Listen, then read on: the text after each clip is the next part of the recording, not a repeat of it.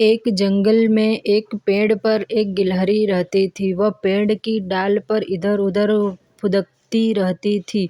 पेड़ से नीचे आकर अपना दाना चुगती थी। दाना खाकर पेड़ पर वापस चली जाती थी। एक दिन गिलहरी ने सोचा, यहाँ जंगल का खाना खाते खाते बहुत दिन हो गए, क्यों न शहर जाया जाए। गिलहरी शहर जाने के लिए एक सड़क के किनारे पेड़ पर बैठ जाती है। थोड़ी देर में वहां से एक ट्रक गुजरता है। गिलहरी उस पर कूद जाती है। ट्रक के अंदर सब्जियां भरी हुई थी, जो गांव से शहर जा रही थी। गिलहरी ट्रक के अंदर मजे से सब्जियां खाती हुई शहर में पहुंच जाती है। जब ट्रक रुकता है तो वह उतरकर पास ही में एक दुकान में घुस जाती है। दुकान में अनाज रखा था। गिलहरी वह अनाज खाने लगती है। कुछ देर में दुकान का मालिक गिलहरी को भगाने के लिए आता है। गिलहरी वहां से भाग जाती है। एक आदमी अपना टिफिन लेकर एक पेड़ के नीचे बैठा था। उसने अपना टिफिन खोला तो उसके खाने की खुशबू पेड़ पर बैठी गिलहरी की नाक में पहुंची। गिलहरी खाना खाने के लिए बेताब हो गई। तभी वह आदमी पानी लेने गया। गिलहरी चुपचाप नीचे उतरी और उसके टिफिन में से एक रोटी और अचार को खाने लगी। कुछ ही देर में वह आदमी वापस आया। उसे देखकर गिलहरी वापस पेड़ पर चढ़ गई। वह अपने साथ रोटी का एक टुकड़ा भी उठा लाई थी। खाना खाकर उसे फिर से भूख लगने लगी। वह आगे चल दी। वहां एक जगह होली के लिए रंग तैयार किए जा रहे थे। दो बड़े बड़े ड्रम में होली के लिए एक चांदी का और एक सोने का रंग घोलकर रखा था। कुछ आदमी और औरतें इन रंगों को खाली बोतलों में भर रहे थे। गिलहरी को लगा यह कोई खाने की चीज है। वह ड्रम के किनारे पर बैठकर उसे खाने की कोशिश करने लगी। उसने अपनी जीभ उसे चाटने के लिए आगे बढ़ाई ही थी कि वह ड्रम में गिर गई। ड्रम से सोने के रंग की कुछ छींटें पास ही काम कर रही एक औरत पर गई। वह उठकर देखने लगी तो देखा ड्रम में एक गिलहरी पड़ी है और बाहर निकलने के लिए छटपटा रही है। उस औरत ने और लोगों को बुला लिया।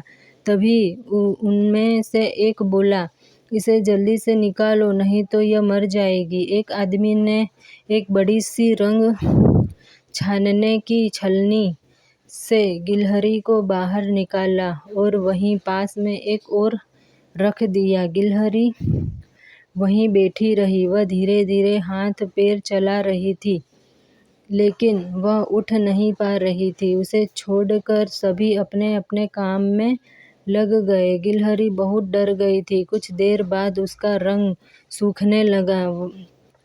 जहाँ वह लेटी हुई थी, कुछ देर में वहां तक धूप आने लगी। धूप के कारण उसका रंग जल्दी से सूख गया। गिलहरी उठी और धीरे धीरे चलकर आगे चल दी। वह आगे जा रही थी, तभी उसने अपने आप को देखा तो उसका पूरा बदन सोने के रंग में रंग चुका था।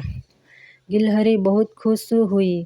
वह फिर से सड़क के किनारे एक पेड़ पर बैठ गई। कुछ देर में एक बस उधर से गुजरी और गिलहरी कूद कर उस बस की छत पर बैठ गई। शाम तक वह बैठी रही। शाम को बस जंगल के रास्ते से गुजरी, लेकिन तेज स्पीड बस से गिलहरी उतर न सकी। रात के समय बस एक ढाबे के पास रुकी। तब गिलहरी उतरकर जंगल में पहुंच गई।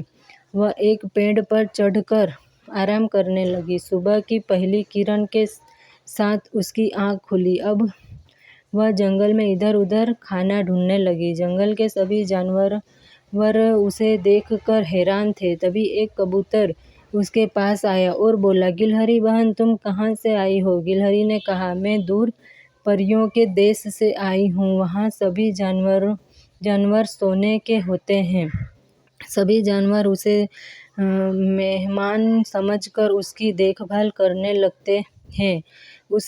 उस तरह तरह के फल अनाज लाकर देने लगे। गिलहरी के मजे आ गए, वह मजे से सब खाने लगी। एक दिन एक कौवा उसके लिए अमरूद लेकर आया और बोला, गिलहरी बहन, क्या तुम मुझे अपना साथ परियों के देश ले चलोगी? मैं काला हूँ, यहाँ सब मुझे चिढ़ाते हैं। मैं भी वहाँ जाकर परियों के जादू से सोने का बन कर आना चाहता हूँ। यह सुनकर गिलहरी हंसने लगी। ठीक है, मैं अपने साथ ले जाऊंगी, लेकिन तब तक तुम मेरी सेवा करते रहो। बेचारा कौवा उसकी बातों में आ गया और उसके तरह तरह के अनाज, दाने, फल लाने लगा। एक दिन गिलहरी हरी हरी घास पर कूद कूद कर खेल रही थी।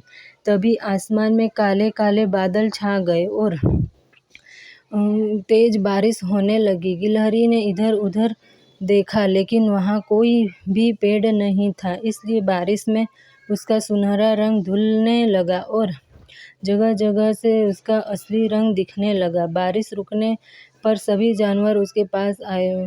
उनमें से एक सियार ने कहा, भाइयों, इसने हम सीधे साधे जानवरों को बेवकूफ़ बनाया है, इसे सजा मिलनी चाहिए। गिलहरी ने रोते हुए कहा, नहीं, मैं सच कह रही हूँ, ये तो यहाँ का खाना खाने से मेरा रंग फीका पड़ गया है।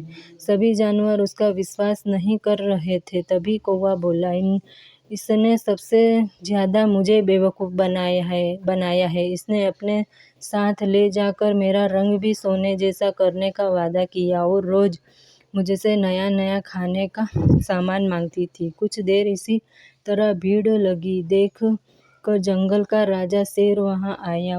उसे देखकर गिलहरी कांपने लगी, क्योंकि अगर शेर को उसकी चालाकी पता लग गई तो वह उसे खा जाएगा। शेर ने पूछा। गिलहरी ने सारी बात बता दी। यह सुनकर सभी जानवर हंसने लगे। शेर भी हंसने लगा। वह बोला, चलो, हम तुम्हें माफ़ कर देते हैं, लेकिन तुम्हें वादा करना होगा कि आज के बाद तुम शहर नहीं जाओगी। अच्छा खाने का शौक आज तुम्हें मरवा देता। गिलहरी रोते हुए बोली, महाराज, मैं आज के बाद कहीं भी नहीं जाऊंगी, और कौवे भैया, मैं कल से आपको दाना लाकर दिया करूंगी। जो कहोगे वह ला दूंगी। कुछ देर में बारिश फिर से शुरू हो गई। सभी जानवर कहीं न कहीं जाकर छुप गए, लेकिन गिलहरी वहीं घास पर उछल कूद करती रही, जिससे शहर का रंग पूरी तरह से उतर जाए।